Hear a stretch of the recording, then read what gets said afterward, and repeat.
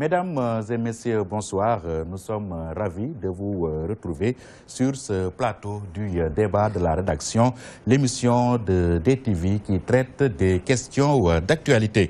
L'actualité cette semaine, elle est particulièrement fournie et ce soir, nous allons parler de ce vaste mouvement noté donc dans la magistrature cette semaine, mais également du dialogue politique. Nos invités, Dr Cheikh Tidiane Seck, membre du comité directeur du Parti démocratique sénégalais. Dr Seck, bonsoir. Bonsoir Pierre. Bruno Derneville est le président du Parti pour l'action citoyenne. Monsieur Derneville, bonsoir. Bonsoir Pierre-Édouard. Maître Bassirou Ngom, membre de l'APR. Maître, bonsoir. Bonsoir Pierre. Et Aboubakry Mbodj, secrétaire général de la RADDHO. Monsieur le secrétaire général, bonsoir. Bonsoir Pierre-Édouard. Merci à tous les quatre d'avoir bien voulu venir répondre à notre invitation. Docteur Cheikh Tidiane Seck, je démarre avec vous. On peut dire que le sort en est jeté. Le président de la République, Macky Sall, a fixé la date du 28 mai prochain pour l'ouverture officielle du dialogue politique. Au niveau de votre parti, le PDS, comment réagissez-vous à cette annonce ? Merci Pierre, merci de m'avoir invité à cette émission. Bonsoir à tous mes co-débatteurs et j'espère que nous sortirons de ce débat avec véritablement des éclairages sur l'actualité politique, comme vous l'avez dit. Maintenant, en ce qui concerne le dialogue politique, il faudrait d'abord qu'on reçoive une invitation pour pouvoir réagir. Ça n'a pas été le cas. Ça n'a pas été le cas. À ma connaissance, jusqu'à maintenant, nous n'avons pas reçu d'invitation officielle du président de la République ou du gouvernement pour participer à ce dialogue politique. En tout état de cause, il faut faire des rappels en ce qui concerne le Parti démocratique sénégalais. Il faut savoir que le Parti démocratique sénégalais est un parti de dialogue. Dans même sa constitution, comme vous le savez, en 1974, quand nous étions dans le régime du parti unique partout en Afrique, il a fallu négocier, parler avec le président Léopold Sédar Senghor pour véritablement créer le Parti démocratique sénégalais. Depuis lors, quand les intérêts nationaux du Sénégal sont en jeu, que l'on soit dans l'opposition ou bien au pouvoir, le Parti démocratique sénégalais, par son leader, Maître Abdoulaye Wade, a toujours instauré le dialogue pour l'intérêt national. Et je peux citer beaucoup d'exemples. Avec Abdou Diouf, nous sommes entrés à 2 reprises dans le gouvernement. Sortie de crise en 1988-89, pays bloqué, état d'urgence. Il fallait que l'opposition ait le pouvoir de dialogue pour décanter la situation. Et nous sommes entrés au gouvernement en 1991. 93, les événements de l'année centenaire, mort de policiers, encore des problèmes. Blocage au niveau du processus démocratique et des élections. Il fallait négocier, pouvoir opposition. Abdoulaye Wade a négocié avec Abdou Diouf pour avoir le code électoral consensuel qui a abouti à notre victoire en 2000. Donc je pense que pour diriger un pays, et ça sont des exemples parmi tant d'autres que je pourrais citer, pour diriger un pays, véritablement, il faut avoir l'intelligence du dialogue. Et il est malheureux aujourd'hui qu'un dialogue politique dans un pays aussi démocratique que le Sénégal soit un événement. Cela veut dire qu'il y a problème. Ça devait couler de source. Ça devait couler de source. Cela veut dire qu'il y a eu déficit de dialogue. Et nous devions dialoguer bien avant d'entamer certains événements tellement importants pour ce pays qui engagent l'avenir du pays. Et je citerai seulement un exemple, la réforme constitutionnelle, où on parle de mesures intangibles qui lient des générations et des générations du futur. Moi, je crois que des décisions aussi importantes que cela, je pense à l'acte 3 de la décentralisation, je pense à d'autres et d'autres véritablement décisions nationales extrêmement importantes, les APE par exemple, qui engagent le Sénégal, qui engagent l'avenir du Sénégal, sur lesquelles véritablement un président de la République doit concerter non seulement son opposition, mais aussi la société civile, les chefs religieux, les syndicats et toute la population pour aboutir à un consensus. Et il est malheureux, vous me permettrez de finir là-bas, il est malheureux qu'une décision aussi importante qu'une réforme constitutionnelle ne soit pas un événement consensuel, mais un événement de division de la classe politique et de la société sénégalaise. Et tout ça, c'est parce qu'il y a eu manque de dialogue.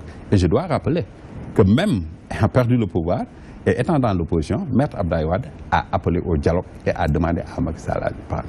Pour vous dire que nous avons toujours cette volonté de dialoguer. Maintenant, dialoguer autour de quoi? Dialoguer pour quels objectifs? Ça, Donc véritablement, nous sommes ouverts au dialogue, mais le 8 mai donc du PDS. Voilà. Bruno D'Erneville, le parti que vous dirigez, est-il partant pour un dialogue politique? Oui, merci Pierre-Edouard pour l'invitation aussi, et je voudrais saluer nos co-débatteurs. Nous sommes tous sénégalais et nous avons l'intention de travailler pour notre Sénégal et pour le faire progresser. Je me suis engagé en politique et j'ai créé ce parti qui s'appelle Parti pour l'action citoyenne, avec des amis, dans un état d'esprit spécifique, celui de la citoyenneté que nous avons érigé en doctrine. Je ne rentrerai pas dans le détail de ce que c'est que la citoyenneté en tant que doctrine, mais je voudrais dire que ça sous-tend toute notre démarche, toute notre politique, tout notre programme. Un programme qui, je crois, déjà est connu par les Sénégalais. L'appel au dialogue du chef de l'État, pour nous, relève d'une question de bon sens. Je crois que, comme l'a dit mon prédécesseur, M. Seck, le président de la République aurait pu faire ce dialogue lors de l'élaboration du projet de constitution. Tout le monde a vu comment la situation s'est passée. Et finalement, un Sénégalais sur 10 a voté oui pour le référendum. Je crois que c'est un échec patent, malheureusement, parce qu'une constitution, c'est quelque chose qui doit être consensuel. Ça doit dépasser le cadre. Un électeur sur 5, c'est le calcul, c'est ce que ça donne. Donc, une constitution doit dépasser le cadre d'un simple régime, parce que les régimes vont se suivre et vont peut-être pas forcément se ressembler. Je crois qu'il était aussi intéressant d'avoir un tel appel au dialogue lorsque le président a proposé son plan Sénégal émergent. Parce que je crois qu'aujourd'hui, un plan qui donne une échéance 2035 est forcément un plan qui va être à cheval sur plusieurs régimes.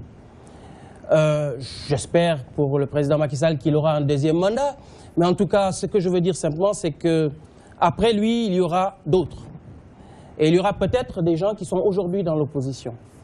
Il est donc important qu'il y ait déjà ce respect entre les acteurs politiques, le respect donné à travers les institutions, à travers un certain nombre de comportements qui donnent des égards, quels qu'ils soient, à l'opposant. Moi, je me considère un opposant aujourd'hui, mais je considère également que lorsque les intérêts majeurs du pays sont concernés, je dois et je vais être présent avec mon parti. Nous pensons que cet appel est un peu tardif, mais nous avons bon espoir qu'on puisse sortir de là avec des résultats intéressants. Nous attendons notre invitation aussi, comme vous. Nous voulons simplement vous avez préciser... une adresse, vous? Oui, nous avons bien une adresse. Oui, nous avons une adresse que le ministère de l'Intérieur connaît certainement. Nous sommes à côté de l'hôpital Gaspard Camara, on ne peut pas se tromper. Donc nous sommes prêts. Évidemment, c'est un peu court pour moi parce que j'avais prévu déjà une tournée, mais nous allons nous organiser et nous serons bien présents. Moi, je voudrais dire simplement qu'il faut que tout le monde sache que ce débat que nous aurons, ce dialogue que nous aurons, devrait concerner, à mon avis, les aspects de la gestion du pays qui sont dans le moyen long terme. Pour ce qui nous concerne, il est hors de question de prendre des positions sur ce que, aujourd'hui, l'État a pris comme décision sans nous consulter. Je crois qu'il faut que chacun prenne ses responsabilités.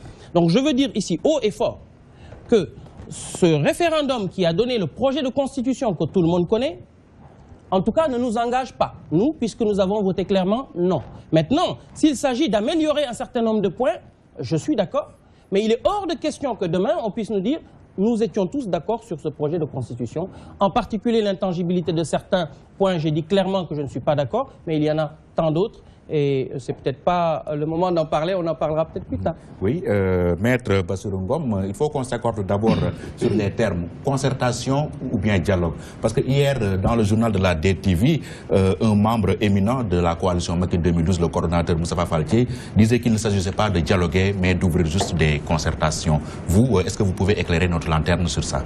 Oui, merci Pierre, merci à mes co-débatteurs, les frères sénégalais avec qui nous partageons ce plateau pour parler du Sénégal. Je pense que c'est quelque chose qui vient à son heure. Ce n'est pas pour la première fois, il faut rappeler, M. Seck l'a rappelé tout à l'heure, que ce n'est pas la première fois qu'on parle de dialogue dans ce pays. Ce n'est pas aussi la première fois qu'on a parlé de dialogue avec le président Macky Sall. Je pense que depuis très longtemps, on a parlé de dialogue, on a parlé de concertation sur les questions essentielles qui intéressent le Sénégal, pas des questions scripto-personnelles, parce que ce n'est pas ça qui est important. Ce qui est important, c'est le Sénégal, ce n'est pas nos modestes personnes. Donc, parler de ce Sénégal-là, autour de ce Sénégal, de ce qui fera qu'il y aura la paix dans ce pays et qu'il y aura une émergence, moi je pense que c'est toujours à saluer et c'est à ça qu'appelle M. le Président de la République. On a dit, on a été très clair, il ne s'agit pas de compromis sur certaines questions qui n'intéressent pas les Sénégalais. Il s'agit tout simplement de parler du Sénégal, de faire en sorte que dans ce pays, il y ait une paix intérieure, que les gens sentent que c'est ce Sénégal-là et que ce Sénégal qui est notre Sénégal à nous tous. On va effectivement dialoguer. Non, on va se concerter sur les questions majeures qui intéressent le Sénégal. Les mots ont leur sens aussi. Hein? Oui, oui. Ce qui est important, ce n'est pas la sémantique.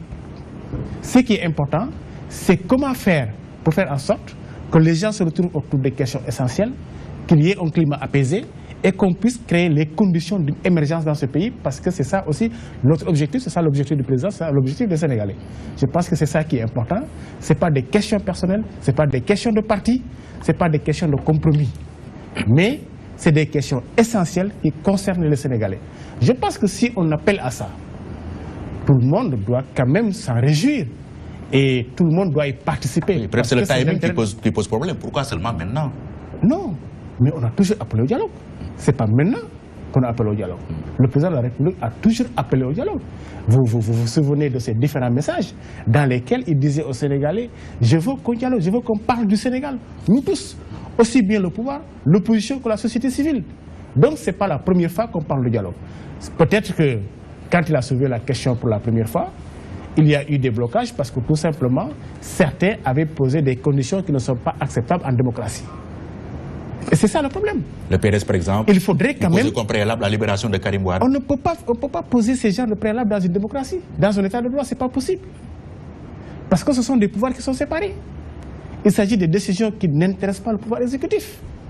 Ça aussi, il faut qu'on le sache.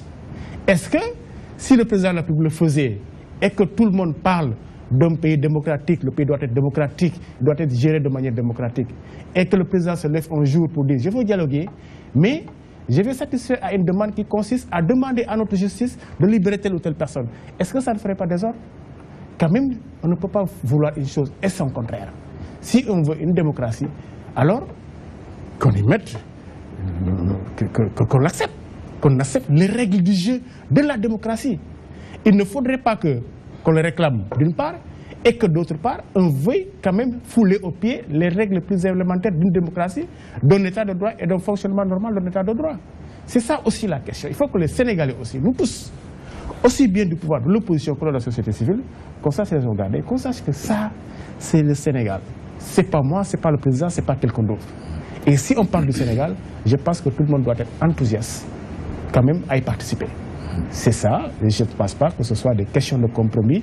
Pour être très clair, c'est une question de discuter du Sénégal, de l'apaisement du climat social du Sénégal et de comment faire en sorte que les Sénégalais et les Sénégalaises se mettent au travail dans la paix, dans le climat apaisé, pour quand même créer les conditions d'une émergence. Oui, Aboubakry Mbodj, le président de la République qui va ouvrir ce dialogue ou bien ces concertations à la société civile, aux forces vives de la nation. Vous, comment réagissez-vous à cela?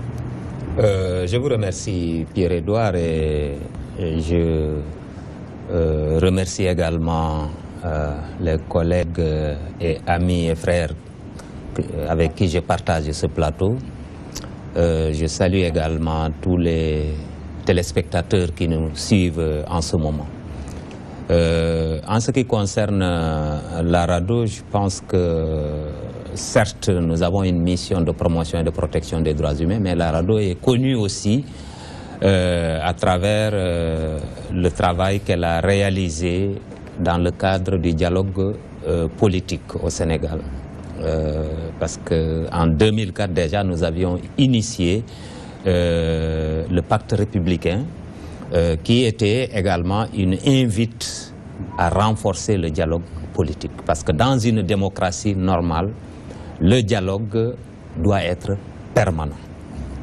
Et ce pacte républicain a ouvert des opportunités qui ont débouché sur les assises nationales également.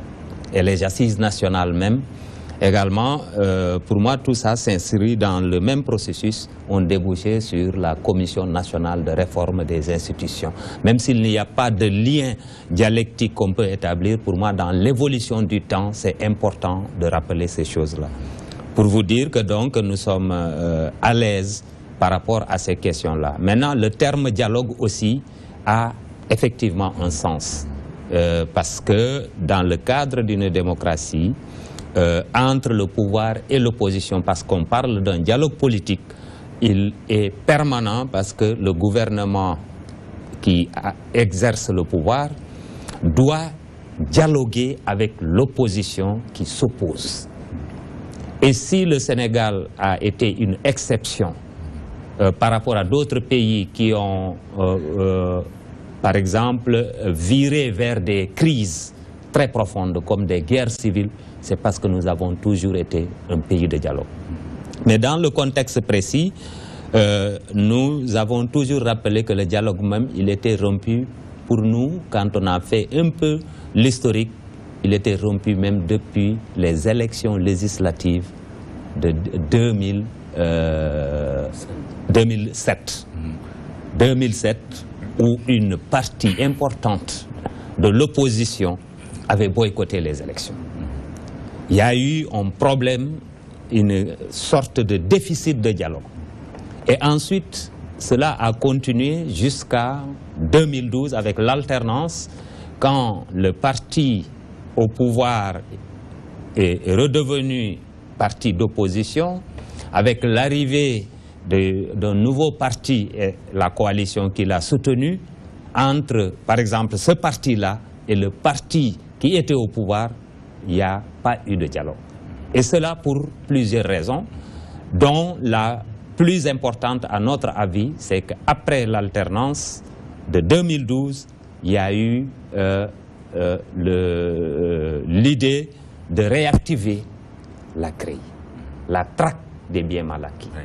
Et on a vu que cette traque des biens mal acquis s'est focalisée sur le parti qui était au pouvoir, dont les principaux responsables ont été ciblés, dont certains actuellement même sont en prison.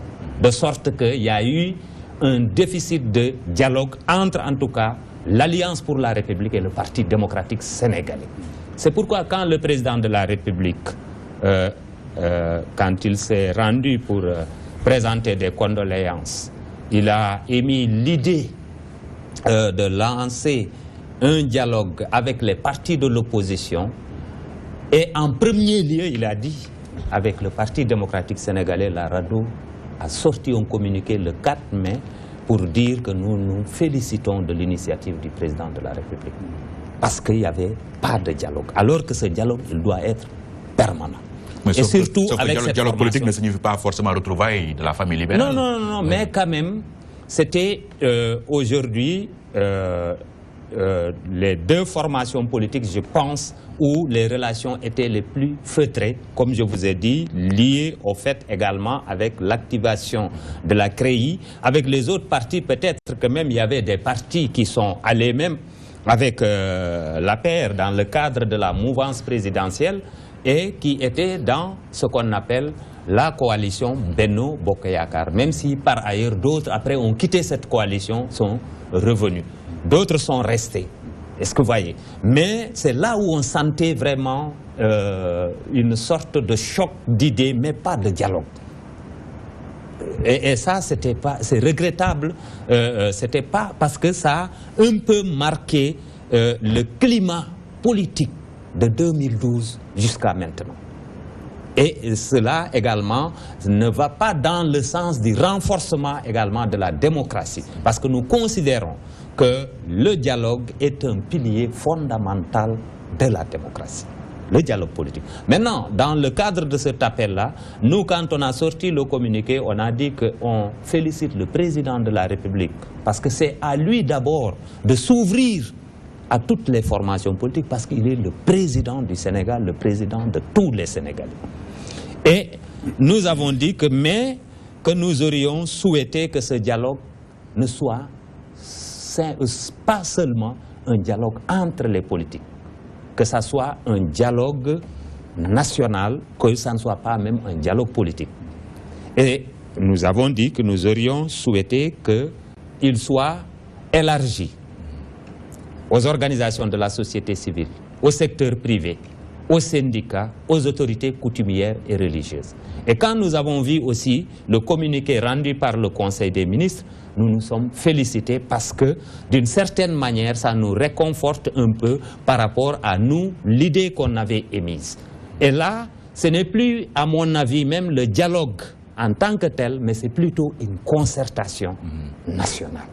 Et cette concertation nationale, nous aussi, nous sommes pour cette concertation nationale parce qu'il y a énormément de questions d'intérêt national qui méritent d'être débattues et que l'ensemble des acteurs de la nation sénégalaise puissent s'exprimer, donner leur point de vue, faire des propositions et sur la base de ça, c'est ce qui permet également de renforcer la cohésion sociale, la stabilité, la sécurité et la paix du pays. Et donc, nous sommes très ouverts aujourd'hui par rapport à cette initiative du président de la République, mais nous attendons, nous aussi jusqu'à présent, peut-être de savoir le format que ça va prendre, comment ça va, les termes de référence, comment les gens vont dialoguer. L'essentiel pour nous, que ça ne soit pas une assemblée générale où on va regrouper tout le monde et éviter que ça soit, comme ce qu'on a vécu avec les assises nationales, que ça soit des concertations, peut-être par famille, les organisations politiques, les organisations de la société civile, les chefs coutumiers, et que les gens puissent discuter, parce que pour se concerter également, il faut émettre des points de vue, il faut que ceux qui doivent s'y rendre également viennent avec des propositions concrètes. Voilà un peu la première réaction que je peux avoir sur cette question. Voilà. Docteur Cheikh Tidiane Seck, votre 8 mai de tout à l'heure là, qu'est-ce que ça pourrait bien signifier? Que vous allez y aller avec des... Vous allez poser vos conditions? Y aller, il faut qu'on soit invité d'abord avant de décider d'y aller ou de ne pas y aller. Nous ne sommes pas encore invités. Donc je dis que nous sommes un parti de dialogue. C'est véritablement l'une de nos identités. Nous sommes ouverts au dialogue à tout instant et avec toute organisation, que ce soit un parti politique, que ce soit un syndicat ou de société civile. Quelqu'un qui veut dialoguer ne peut pas poser de conditions au dialogue. Et je ne pense pas que quelqu'un ait entendu un responsable du Parti démocratique sénégalais poser une ou des conditions au dialogue. La libération de Karim Wade, par exemple, a été évoquée. Je dis conditions. Non, je dis conditions au dialogue. Le président de la République a dit qu'il va concerter les partis politiques et il a dit que le PDS devra être au devant de la scène. Le PDS attend d'être saisi officiellement sur les termes de référence pour réagir, d'abord analyser au niveau interne, pour voir de quoi on va parler, solliciter, discuter avec ses alliés, parce que vous le savez très bien que nous sommes dans un front avec beaucoup d'autres partis politiques, le front de l'opposition, et à partir de là, nous verrons comment réagir. Il ne reste pas beaucoup de temps. Mais on n'a pas été saisi. Comment voulez-vous qu'on réagisse si on n'est pas officiellement saisi? Donc ça, c'est un problème. Le problème majeur, je reviens pour le dire, il l'a un peu souligné, mais c'est un problème de déficit. Vous savez, avec ce régime, quand nous parlons de dialogue, c'est parce qu'il y a une tension quelque part. Et il y a effectivement une tension. Une opposition, elle est supposée s'opposer.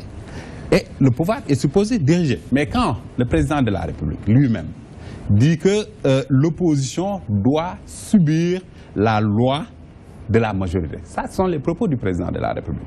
Quand le président de la République lui-même dit qu'il faut réduire l'opposition à sa plus simple expression, ce sont les propos du président de la République. Quand le premier parti du Sénégal, le parti majoritaire à l'Assemblée nationale, voit son groupe parlementaire presque en lambeaux par des actions du pouvoir, quand Mme Aïda Mbodj, présidente du conseil départemental de Bambey, membre du Parti démocratique sénégalais, brusquement reçoit une lettre à la police même, sans aucune procédure, la destitution de son poste de président du groupe parlementaire. Cela concerne quel parti? Tout ce que je viens de dire. Il a parlé de la CREI et nous allons y revenir. C'est pourquoi je n'insiste pas là-dessus.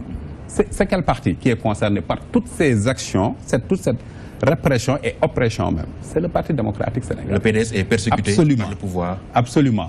À quelle fin? Interdiction de sortir du territoire national, arrestation de ses dirigeants, et comme je l'ai dit, groupe parlementaire qui est en lambeaux aujourd'hui, et tous nos responsables qui sont menacés, qui sont persécutés. Donc véritablement, s'il y a un problème aujourd'hui dans ce pays sur le plan politique, c'est entre le Parti démocratique sénégalais et le pouvoir.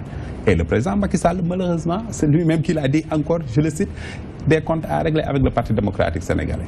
Et il l'avait dit aux États-Unis. Donc nous sommes sûrs que le parti est agressé. Nous ne sommes pas au même pied d'égalité que les autres. Donc véritablement, je répète, le dialogue, Abdoulaye Wade a appelé au dialogue étant même dans l'opposition. Nous sommes prêts au dialogue, mais dialoguer autour de quoi?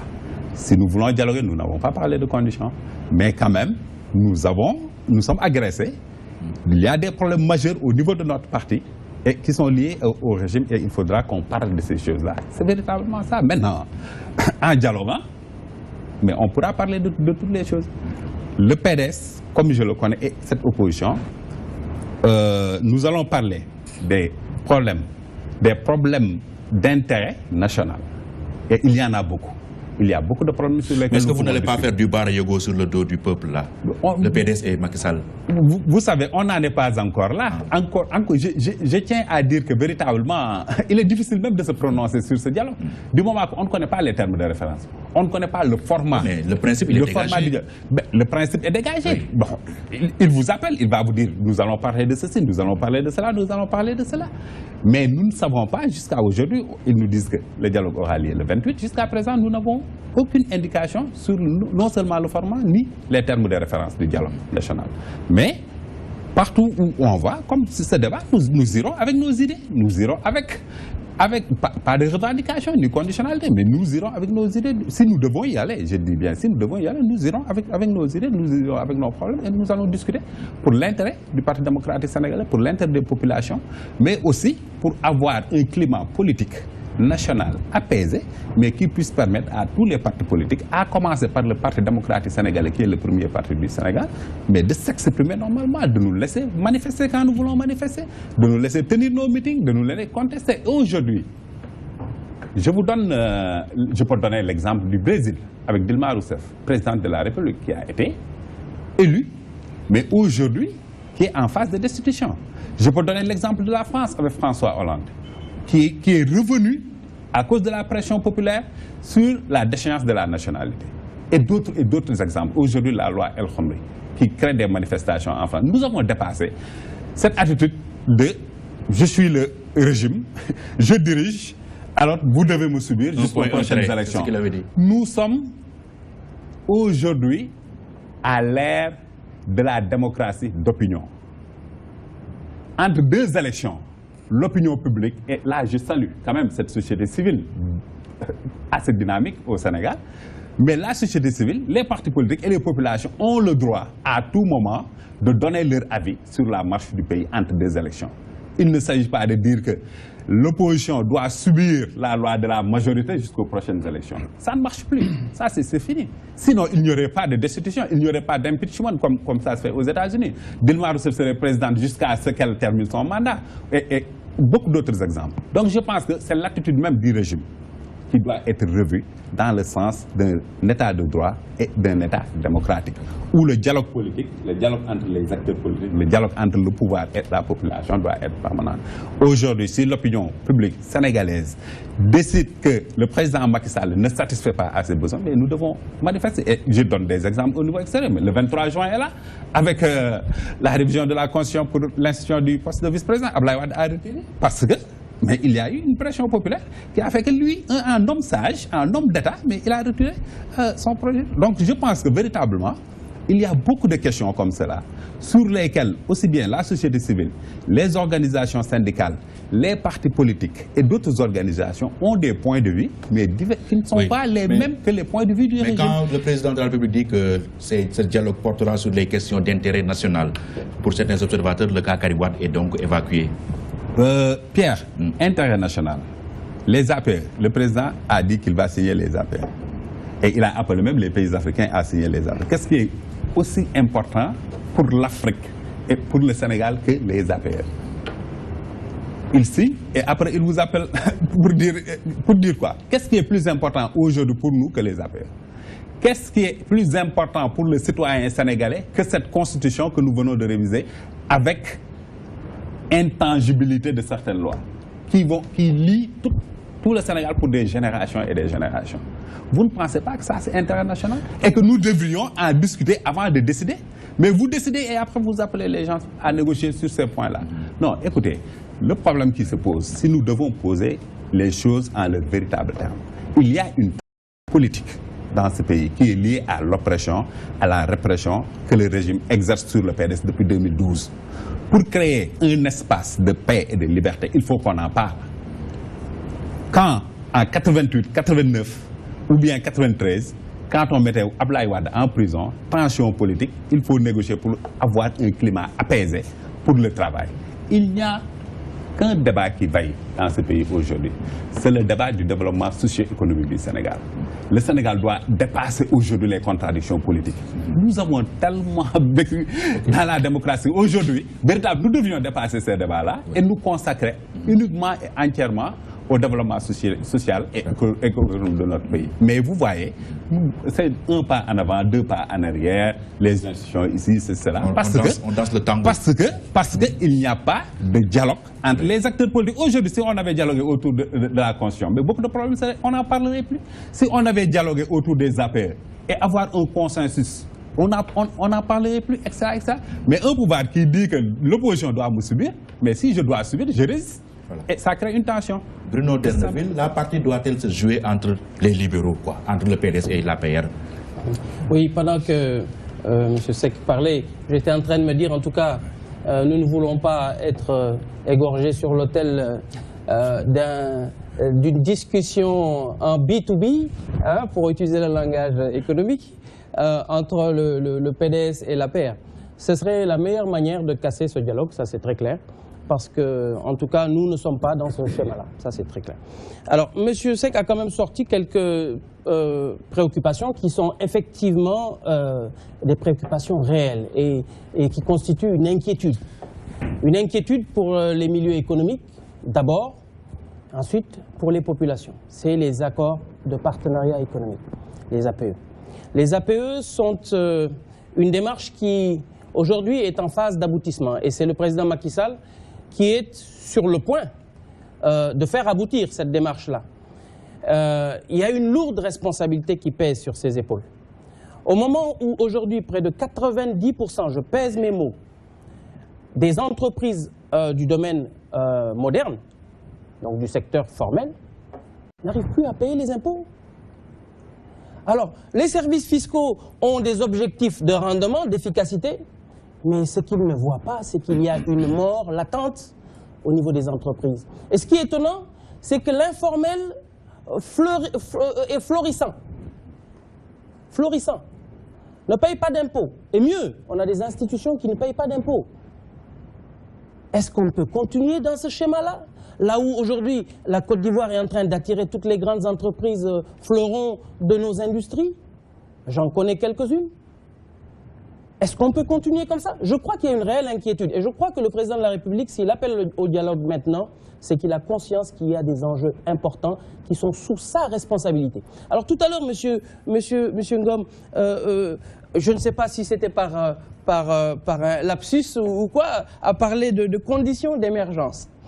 C'est pour mettre en place les conditions d'émergence. J'espère que vous aviez réfléchi pour qu'on soit réellement dans des conditions d'émergence avec votre PSE. Mais c'est peut-être vous l'avez dit, mais sans le penser peut-être. Alors, mais ce que je voudrais dire, je l'ai dit tout à l'heure, le plan Sénégal émergent qui est focus sur 2035 aurait dû faire l'objet d'une discussion de ce type. Pour ce qui nous concerne, par exemple, on considère que c'est un plan qui est malheureusement en deçà de ce que nous pourrions réaliser. 7% de taux de croissance, ah oui, il est clairement petit. 7% de taux de croissance dans 20 ans. Prenez la Côte d'Ivoire, ils sortent de 10 ans de guerre civile. 2014, ils sont déjà à 8,5%. Et eux, leur objectif d'émergence, c'est 2020. Nous, on va attendre 15 ans après pour atteindre un PIB qu'ils auront dépassé depuis bien longtemps. Alors moi, je dis il faut être ambitieux et nous pouvons l'être. Malheureusement, le plan Sénégal émergent, il faut le dire, est un dossier qui a été fabriqué en prêt-à-porter. Ça n'est pas du sur-mesure. Et je sais ce que je dis. Donc, je crois que là, on aurait pu apporter véritablement quelque chose. Parce qu'on a envie de mettre en place un dispositif qui nous permette de franchir les différents régimes pour enfin avoir une vision de long terme. Le président Senghor avait eu une vision qui a été massacrée par le président Diouf, il faut le dire. Regardez le tourisme, ce qu'il en a fait. Regardez après ce qui est advenu de notre industrie, les ICS, les phosphates, etc. Regardez le textile, ce qu'il est devenu. On aurait dû être bien plus loin que cela. Alors, sur les questions économiques, je crois qu'effectivement, le patronat pourra avoir quelque chose à apporter. Moi, je fais partie du patronat, je peux vous dire que je serai actif. Je pense qu'il y a un certain nombre d'autres points sur lesquels on pourra se mettre d'accord. Le mode d'élection des députés. Aujourd'hui, tout le monde sait qu'il n'y a pas d'indépendance de notre Assemblée nationale. On nous parle d'une réforme de la Constitution, avec une Assemblée qui va être plus, soi-disant, indépendante, un président de l'Assemblée qui nomme son représentant au Conseil supérieur de la magistrature, mais le président de l'Assemblée qui le met là où il est, tout le monde sait que c'est le président de la République. Alors il faut arrêter et il faut faire en sorte que l'Assemblée soit réellement indépendante. Donc ça, je crois que c'est un débat qu'il faudra qu'on tienne. Nous, on a déjà des idées très claires sur ce qu'il est possible de faire. On échangera et, comme on dit, la vérité sortira de l'ensemble de la discussion démocratique. Il y a la discussion sur la rationalisation des partis. Plus de 250 partis. Bon, on peut dire c'est bon, c'est pas bon. Moi, je dis, quelqu'un qui a une idée pour le pays, il a le droit. On est en démocratie, il a le droit de mettre en place son parti. Oui, c'est d'une respiration démocratique. Exactement. Maintenant, la question c'est comment gérer cette floraison de partis et comment surtout, dans le long terme, dans le moyen terme, réguler tout ça. Pour le réguler, nous avons nos idées très précises également. J'espère que ça, très rapidement, on va rentrer dans ce débat. Parce qu'on va aller aux élections législatives très prochainement. Nous pensons qu'il est temps que pour rationaliser les partis, chacun aille, je dis bien, chacun aille aux élections seul. Parce qu'on entend les grands partis qui disent nous sommes les plus grands, on parle de chef de l'opposition. Nous l'avons prouvé. On parle de chef de l'opposition, moi je veux bien, mais attendons de voir ce que va donner cette élection législative et on verra qui pèse quoi. Et à ce moment-là, ce sera très facile que pour ceux qui n'ont pas de représentants, qu'ils puissent s'allier au parti qui lui ressemble le plus.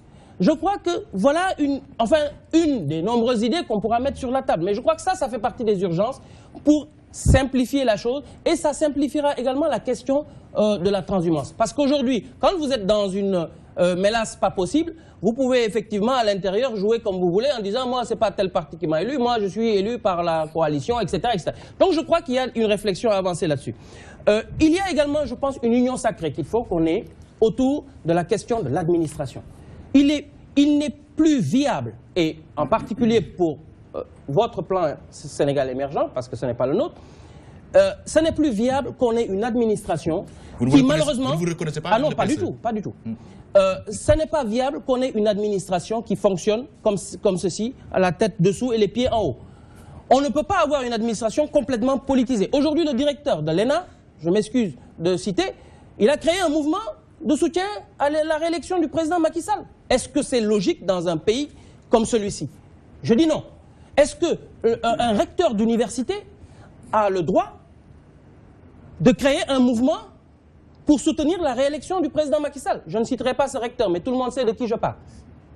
Alors, je crois que tout ça, c'est des choses, il faut qu'on arrête. Parce que ces messieurs-là, le jour où le régime partira, ils partiront avec, c'est clair. Alors, il faut maintenant que chacun sache que l'administration doit être au service de tous. Donc, il faut qu'on se mette d'accord. Si on doit politiser une partie, on politise, mais on politise la partie qui est non stratégique. Et la partie décideuse, s'il vous plaît, qu'on aille vers une décision où, à l'unanimité, on accepte que désormais c'est sur concours. C'est ce que la Côte d'Ivoire a fait sur certains postes, qui fait qu'aujourd'hui, la Côte d'Ivoire est en train d'exploser tous les scores. Alors, président chef de parti, ça c'est déjà dans le projet de constitution, je crois que le président Macky Sall n'acceptera pas de revenir dessus. Il veut rester chef de parti. En tout cas, ce qui est pratiquement sûr, c'est que cette constitution-là, telle qu'elle va être validée par l'Assemblée nationale, eh bien, lors du prochain régime, il y a des chances qu'on la retouche. Et même l'intangibilité dont vous parlez, M. Ngom, je m'excuse, mais le peuple, pardon, M. Seck, le peuple seul est souverain. Alors, je mets en doute la question de l'intangibilité des articles. Je pense qu'il peut y avoir une discussion sur la question d'un point de vue constitutionnel. Je ne suis pas un constitutionnaliste, mais n'oubliez pas que la Constitution dit bien le peuple seul est souverain. Et je ne peux pas concevoir qu'on ait une Constitution verrouillée, alors qu'on ne sait pas dans 500 ans, dans 200 ans, ce que sera l'avenir, comment les gens vivront. Alors, je veux bien que notre président soit très, très bien calé, qu'il ait eu un personnel autour de lui bien fort, mais il faut qu'on ait la simplicité, l'humilité qui permettent de reconnaître que nous sommes je dirais une étape, un écrou, un maillon de la chaîne, et qu'on laisse la chaîne se dérouler ensuite avec ceux qui viendront pour avoir un pays efficace. Le chef de l'opposition, ça aussi c'est une question dont on pourrait débattre. PDS réclame d'être chef de l'opposition. On ne se réclame pas, nous sommes le parti le plus fort de ce pays, ça a été prouvé. D'accord, M. Seck. Aux élections législatives, nous avons eu le nombre nous verrons bien ce que ça va donner par la suite. Mais moi, en tout cas, je pense qu'on ne peut pas accepter qu'il y ait un chef de l'opposition, parce que l'opposition n'est pas monocolore, d'abord. L'opposition n'est pas unisson, un seul son. Nous avons plusieurs sons de cloche. Alors donc, je pense qu'il est important que si on veut continuer à avoir une vitalité démocratique, qu'on laisse l'opposition dans sa diversité, exprimer toute sa diversité. Enfin, je voudrais terminer avec la question de l'état de droit. On est dans un état de droit, soi-disant. Mais quand une décision de la Cour suprême dit que vous avez tort d'éjecter des gens qui ont été reçus dans leur concours, je ne préjuge pas de leur qualité, de s'ils l'ont fait ou s'ils ne l'ont pas fait. Mais moi, je suis un républicain et respectueux du droit. Quand la Cour suprême dit ils ont raison, il faut les réintégrer. Que le ministre, un ministre seulement, je dis seulement, excusez-moi du terme, mais quand même, il est nommé par le chef de l'État. Un ministre décide que lui, il ne respectera pas, je dis il y a problème. Quand en plus le chef de l'État vient rajouter en disant « Ah, vous avez raison, on ne respectera pas », je dis « Mais on est où ?» Et après, quand ça va tout ça à l'Assemblée nationale et que ceux-là font une soi-disant motion de soutien que j'entends pour la première fois, je ne sais pas si c'est une création nouvelle ou pas, je me dis, il y a un problème dans ce pays. Il faut qu'on s'asseye et qu'on discute clairement.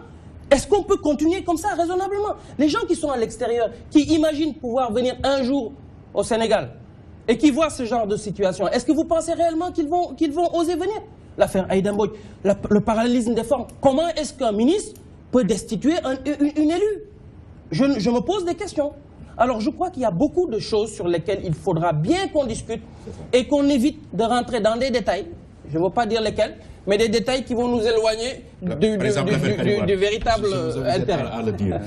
Alors, Maître Bruno indique déjà la voie à suivre. Est-ce que les points qu'il a soulevés là, vous allez en débattre le 28?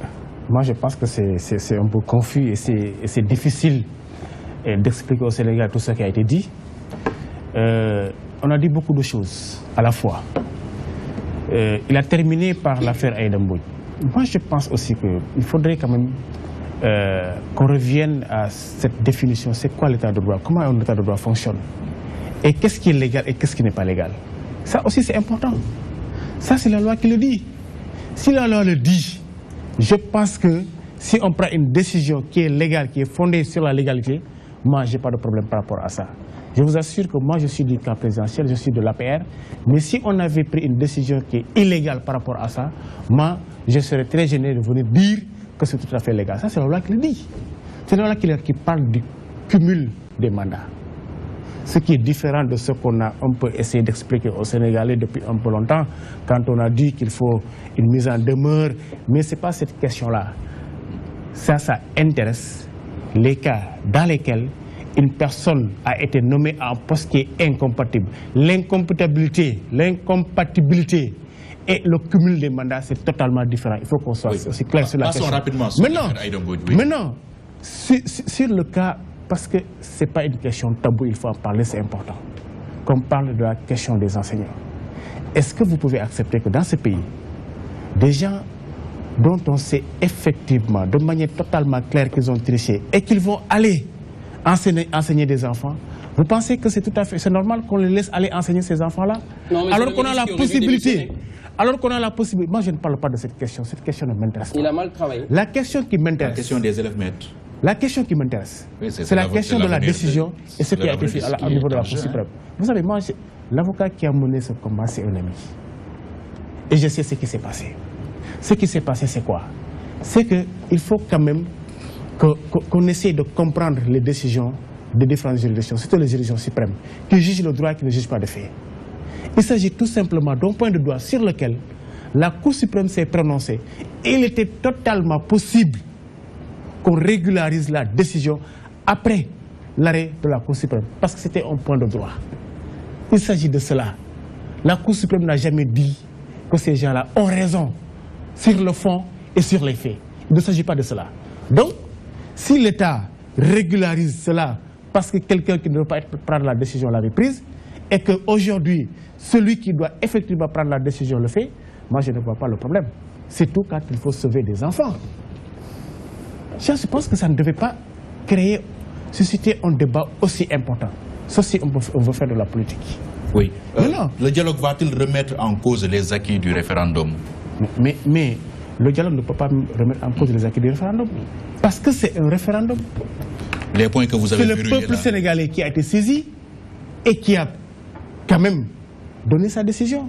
C'est ça un référendum. C'est une concertation populaire, constitutionnelle.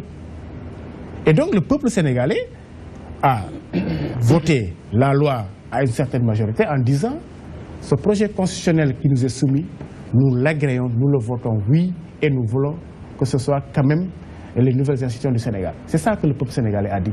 Donc on ne peut pas, sur la base de concertation entre des organisations politiques, citoyennes, etc., revenir sur une décision qui a été prise quand même par le peuple souverain, qui a voté quand même à une certaine majorité un projet de loi constitutionnelle qui doit entrer en vigueur. Moi, je ne pense pas que ce soit une bonne idée. Les APE? Sur les APE, vous savez, M. Derneville a parlé tout à l'heure de la Côte d'Ivoire en disant que nous ne sommes pas ambitieux et que la Côte d'Ivoire, c'est l'horizon 2020, nous sommes l'horizon 2035. Mais quand même, M. Derneville, vous savez que depuis très longtemps, la Côte d'Ivoire, c'est la locomotive de l'UEMOA. On sait quand même quand le Sénégal et la Côte d'Ivoire, ce n'est pas les mêmes richesses, ce n'est pas les mêmes leviers économiques. Donc, si on dit au Sénégal, c'est vrai qu'on doit être ambitieux, mais on doit aussi être réaliste. En État, il doit être réaliste. On ne peut pas être ambitieux tout en oubliant d'être réaliste, tout en oubliant de connaître nos possibilités et ce qu'on n'est pas capable de faire à un horizon aussi proche. Donc nous Je allons pense que mettre c'est ça encore aussi. 20 ans pour avoir un point de plus de non, PIB. non, c'est pas... Non, écoutez, non, nous sommes dans une situation Nous sommes déjà où 6. nous connaissons la situation économique de notre pays, nous connaissons ce que nous avons comme ressources naturelles, nous savons ce que nous avons comme ressources, comme levier, et donc c'est à partir de cela que nous avons fait un plan en disant, voilà le plan que nous voulons faire pour le Sénégal, et à l'horizon 35, le Sénégal sera émergent. C'est ce qui a été fait. La Côte d'Ivoire a dit 2020, mais le Sénégal, ce n'est pas la Côte d'Ivoire, ce n'est pas les mêmes richesses, ce n'est pas les mêmes leviers, il faut aussi qu'on l'accepte. C'est comme ça qu'on dirige un pays. C'est pas, c'est vrai, on est ambitieux, mais c'est pas si on compte tête qu'on développe un pays. C'est sur des leviers aussi. Le docteur Cheikh Tidiane, le pays est en crise et Macky cherche des béquilles. Non, le pays, il n'y a pas cette crise au Sénégal. Il n'y a pas cette crise. Parfois, elle est artificielle. Elle est artificielle. Le Sénégal ne connaît pas une crise institutionnelle. Les institutions du Sénégal fonctionnent normalement. Dans un pays dans lequel les institutions fonctionnent et qu'il n'y a pas une crise institutionnelle, on ne peut pas quand même dire que le pouvoir cherche des béquilles pour se relever et pour... Non, ce n'est pas possible, je ne pense pas. Si on parle de ce postulat, je pense qu'on est en train de fausser le débat. Et j'ai été heureux d'écouter le PDS dire, nous allons aux concertations, nous ne posons pas de conditions. J'étais heureux. Que vous êtes pour le dialogue. Le PDS n'a jamais dit. Et c'est le président Abdoulaye lui-même. C'est le président Abdoulaye lui-même qui l'a dit. Laissez-moi vous répéter ce que le PDS. Non, qu'il est d'accord avec. Non, laissez-moi vous dire ce que le président. On était là. Maître Madické Niang a dit que le président Abdoulaye Wade a dit. Aucune condition. Non, mais écoutez-moi s'il vous plaît. Vous voulez savoir ce que je suis membre du comité directeur du Parti démocratique sénégalais. Je suis membre du secrétariat national du Parti démocratique sénégalais. Je suis président de la Fédération nationale des cadres du PDS. Oui. Ce que Abdoulaye Wade a dit, c'est ceci. Je ne serai jamais un obstacle au dialogue. C'est ce que Madické Niang a dit. Madické Niang a dit que Maître Abdoulaye Wade lui a demandé de dire que le PDS ou Maître Abdoulaye Wade ne seront pas un obstacle au dialogue.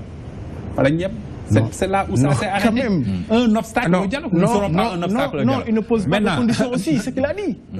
On l'a écouté le dire. Je crois que ça c'est clair. On l'a écouté le dire. Le PDS ne sera pas on ne un l'invente obstacle pas. au dialogue. Il a dit que Maître Abdoulaye Wade a déclaré qu'il n'y a pas de conditions. Ça, c'est vous qui l'avez entendu. Non, moi, je n'ai pas entendu ça. Moi, je ne l'ai pas entendu. Bon, peut-être qu'au PDS, il y a des voix discordantes. Moi, je n'ai pas entendu Maître Madické Niang peut-être que vous ne vous accordez pas. Le PDS ne pose pas de conditions. J'ai entendu Maître Madické Niang dire que Maître Abdoulaye Wade a dit que le PDS ne sera pas un obstacle au dialogue. Les différentes entités du PDS ne se sont pas accordées sur la question du dialogue. Mais ce que vous dites là, ça. Madické Niang n'a pas dit ça, Abdoulaye Wade ne l'a pas dit. Ça n'engage nullement le PDS, ça n'engage personne. Maintenant, quelle devrait être la finalité de ce dialogue? Peut-être la mise sur pied d'un gouvernement d'union nationale ou pas?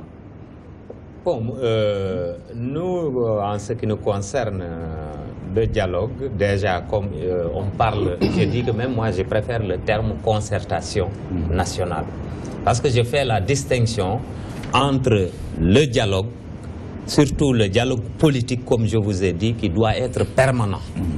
On n'a même pas besoin, certains même émettent l'idée d'institutionnaliser le dialogue dans la Constitution. On n'en a pas besoin. Moi, je trouve que le Sénégal a été toujours un pays de dialogue.